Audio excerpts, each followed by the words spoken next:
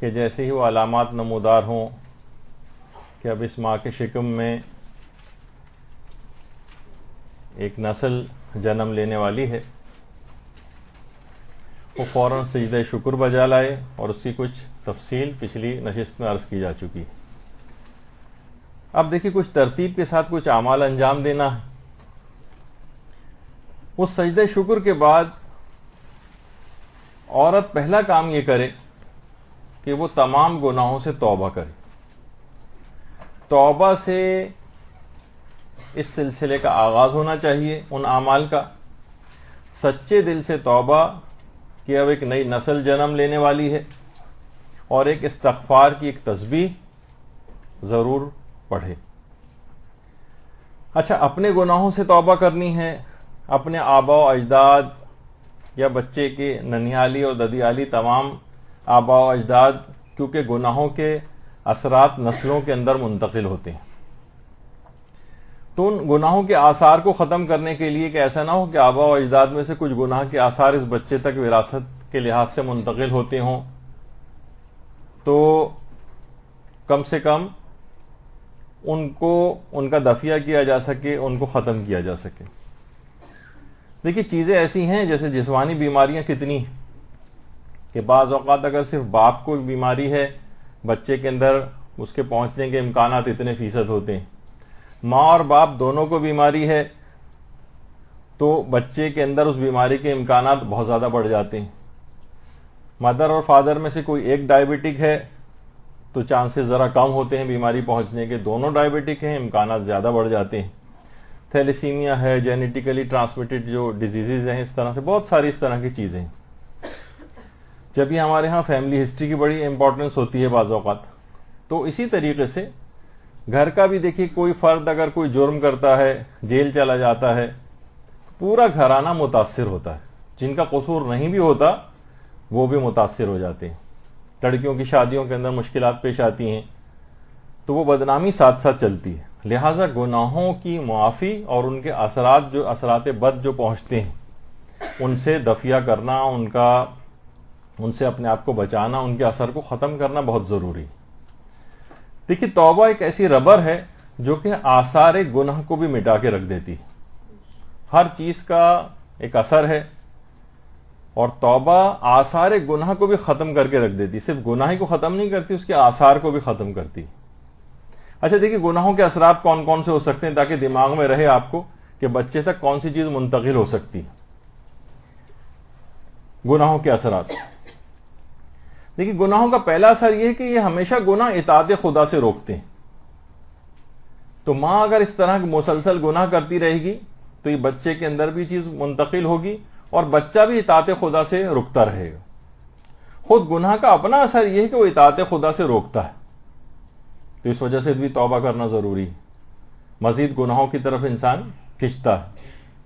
دوسرا گناہوں کا اثر یہ ہوتا ہے کہ عمر میں برکت ختم ہو جاتی ہے۔ اب آپ دیکھیں کہ پہلے بزرگوں کی عمریں کتنی ہوتی تھی، اب گھٹ گھٹا کے 55 56 60 سال اس میں انسان عموماً انتقال کر جاتا ہے، عمر میں برکت ختم ہو رہی ہے۔ اب یہ جو پیدا ہونے والا بچہ ہے خود ہی کم عمر ہوگا، یہ کب نانا دادا بن سکے گا، نانی دادی بن سکے گی، کب یہ ان کی تربیت کر سکیں گے چھوٹے بچوں کی، اور اس طرح سے عمریں اتنی اگر کم ہو جائیں ان لوگوں کی تو بزرگ بن کے جو تربیت کرنی ہوتی ہے اس سے بھی لوگ محروم رہیں گے۔ ارادہ کمزور پڑ جاتا ہے، گناہ کرنے سے ہمیشہ توبہ کا ارادہ کمزور ہوتا ہے، اور دوسرے گناہ کرنے کا ارادہ قوی ہوتا ہے، یہ ہمیشہ ہوتا ہے۔ تو توبہ کرنی یوں ضروری ہے کہ ہر گناہ جو ہے آپ کے انسان کے ارادے کو کمزور کرتا ہے، اطاعت کے ارادے کو کمزور کرے گا، نیکی کے ارادے کو کمزور کرے گا، اور گناہ کے ارادے کو طاقتور کرے گا۔ ایک اور گناہوں کا اثر یہ ہے جس کی وجہ سے توبہ کرنی ضروری ہے، گناہوں کی قباحت دل سے نکل جاتی ہے۔ اگر خود ماں کسی چیز کو گناہی طور نہیں سمجھ رہی، کہتی چلتا ہے میک اپ کر کے نامحرموں کے سامنے جانا، اس کو کوئی خاص گناہ ہی نہیں سمجھتی، پیروں کو چھپانا ہے نامحرموں سے، اس کو کوئی گناہ ہی نہیں سمجھتی اس کو ظاہر کرنا، تو گناہوں کی قباحت یہ دل سے نکلتی چلی جاتی ہے، اور انسان اسی وقت گناہوں سے بچ سکتا ہے جب اس کو برا سمجھتا ہو۔ نیکی تم اس وقت تک اختیار نہیں کر سکتے جب تک برائی کو برا نہ سمجھو، روایات کے اندر بھی یہ چیز آئی ہے۔ اور تمام گناہ جتنے بھی ہیں تمام سابقہ مجرم قوموں کی میراث ہیں. اگر سب گناہوں کو آپ دیکھیں، یہ جن پہ عذاب آیا ہے جن قوموں پر، یہ تمام ان قوموں کی میراث رہیں. گویا ماں ان گناہوں کو انجام دے کر ان سابقہ مجرمین قوموں کی میراث کو اپنی اولاد کے اندر منتقل کرتی. بہت خطرناک بات ہے.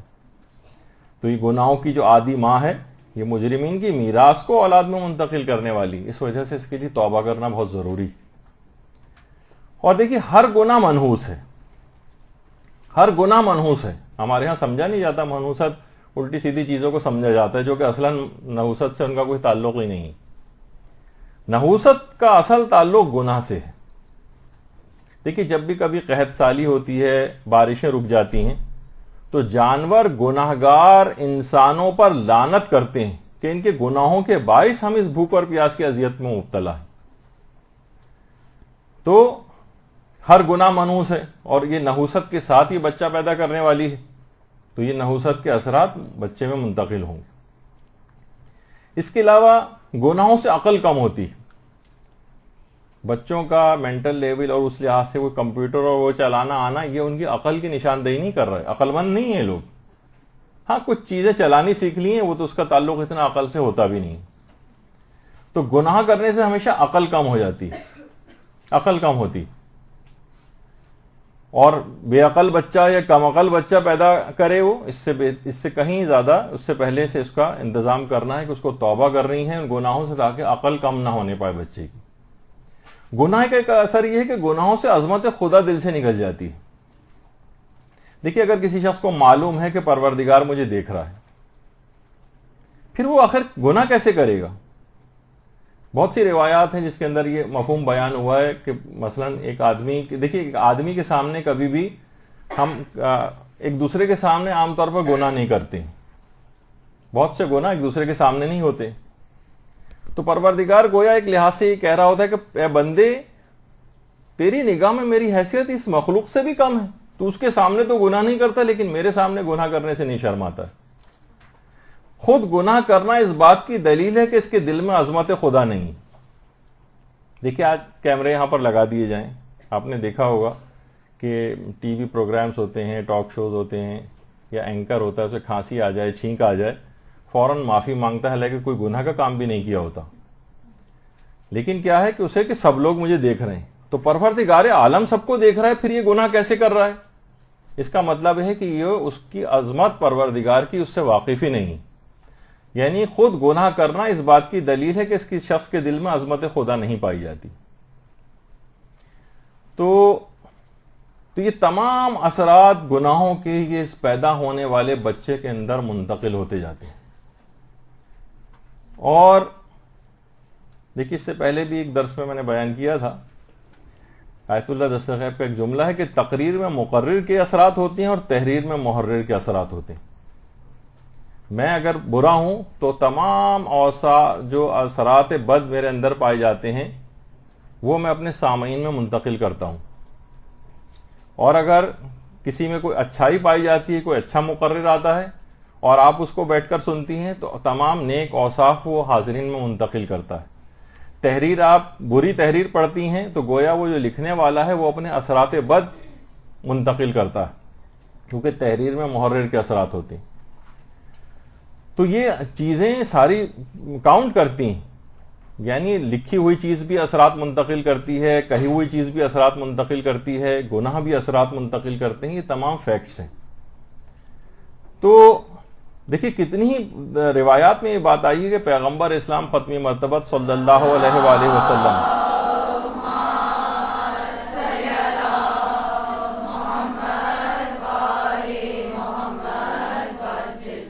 دن میں 70 مرتبہ استغفار کیا کرتے تھے. حالانکہ معاذ اللہ اس مقام عصمت کے اوپر فائز، عصمت کبریٰ سب کچھ ان کے پاس، لیکن اس کے باوجود بھی استغفار کرنا عظمت خدا کے آگے اتنا اپنے آپ کو حقیر سمجھتے تھے کہ جو اطاعت مجھے پروردگار کی کرنا چاہیے تھی، پروردگار کہاں ایسی کر سکا ہوں، اور اس پہ استغفار کرتے تھے. تو اسی طریقے سے ایک حاملہ عورت وہ استغفار کرے، باقاعدہ پوری ایک تسبیح پڑھے، روزانہ استغفار کرے. البتہ ہمارے چھٹے امام جعفر صادق علیہ الصلوۃ والسلام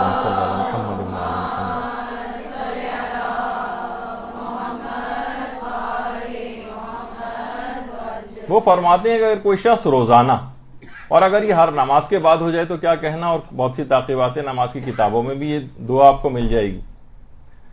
یہ جو دعا ہے اس کے متعلق امام فرماتے ہیں کہ اگر کوئی شخص اس کو روزانہ پڑھے تو خدا اس کو روزانہ اس دعا کو پڑھنے کے نتیجے میں 45 لاکھ نیکیاں اس کے نامہ اعمال میں لکھے گا، 45 لاکھ گناہ ہر دفعہ اس کے معاف ہوں گے، اور 45 لاکھ درجات اس کے بلند ہو گئے، اور گویا وہ روزانہ 12 ختم قرآن کرنے کا اس کو ثواب ملے گا.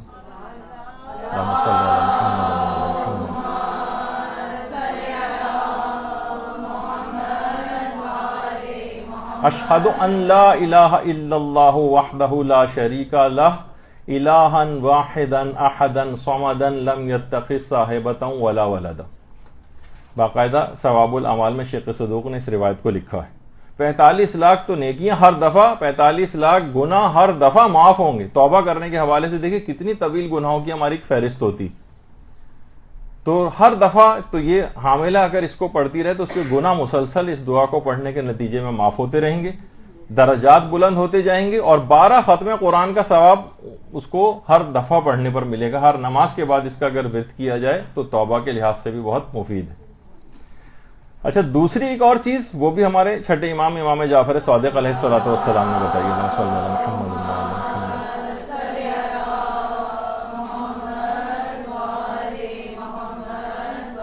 تجدید وضو. ایک دفعہ اگر وضو آپ نے کر لیا اور دوبارہ ٹوٹا بھی نہیں یا ٹوٹ گیا، خاص طور پر تجدید اس کو کہتے ہیں، ابھی نہیں ٹوٹا اور دوبارہ آپ نے اس کو دوبارہ وضو کو کر لیا، کچھ عرصہ تھوڑی دیر گزر گئی تھی، 1 گھنٹہ ہو گیا وضو کیے ہوئے، نہیں بھی ٹوٹا تو آپ نے کہا کہ چلو ایک وضو جو ہے وہ اور کر لیتے ہیں.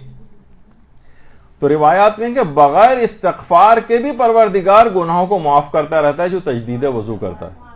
آپ متوجہ بھی نہیں ہیں توبہ کی طرف، تب بھی خود بخود استغفار ہوتا رہتا ہے. تو یہ بہت اہم ہے اس حاملہ کے حوالے سے کہ اپنے گناہوں کو مسلسل وہ کم کرتی جائے، ختم کرتی جائے، تاکہ بچے کے اوپر اثرات نہ ہوں. اور توبہ ہی کے حوالے سے بہت ہی بہترین جو کہ ایک ذکر ہے، اس کی حاملہ اکثر تکرار کرے، زیادہ تر اوقات میں تکرار کرے، اور وہ ہے ذکر لا الہ الا اللہ. ہمارے پیغمبر اسلام ختم مرتبہ صلی اللہ علیہ وآلہ وسلم